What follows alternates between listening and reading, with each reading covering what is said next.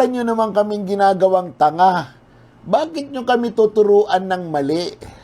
Pinapaliwanag na nga. Di ba? Ang sabi ng Tagalan Bank, the withdrawal was unusual, but it was not illegal. Di ba? It was unusual. Hindi normal na withdrawal. Because DepEd, for the first time, nagkaroon ng confidential fund. Di ba? Oh. Unusual lang yung withdrawal. Bakit hindi flinag ng Land Bank kung illegal yung withdrawal? Kung may mali sa withdrawal? Wala. The question is, how was it used? Hindi yung doon pa lang sa withdrawal, ipapakita nyo na sa mga taong bayan na magnanakaw si Sara Duterte. Di ba? Para namang, ano ba yun? Di ba? Nag-withdraw. Legal yung papeles ng withdrawal. Inaalaw, may pondo. O, ano mali doon? Iningkas. Dahil nilagay sa bag, ninakaw na, ha? Barbers? Ninakaw na, barbers, ha? Dahil nilagay sa bag. Dahil maraming pera, ninakaw na. Ganun ba kayo?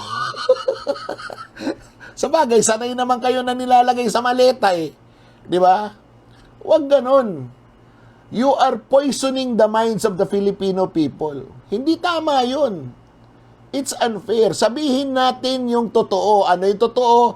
There was a withdrawal. It was allowed under the circumstances. It was unusual because for the first time, nagkaroon ng confidential fund ang DepEd.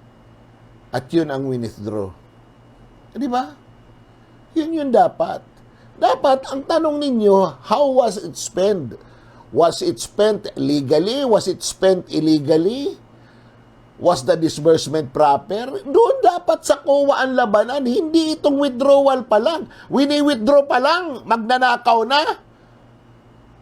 Anak ng tinola naman kayo, wala kayong ebidensya, no? Ang ebidensya nyo lang, daldal, propaganda, kaya nga napaupo yung isa nyong prosecutor. Dahil tatanga-tanga, hindi alam yung rules. Kingin ang buhay to. Huwag nyo naman kaming turuan. Alam namin kung ano ang nangyayari. Gagawin yung mga bobo ang mga Pilipino. Hoy! Matagal na kaming nagising sa katotohanan na nagsasabwatan kayong lahat para makatakas kayo sa inyong mga kasalanan.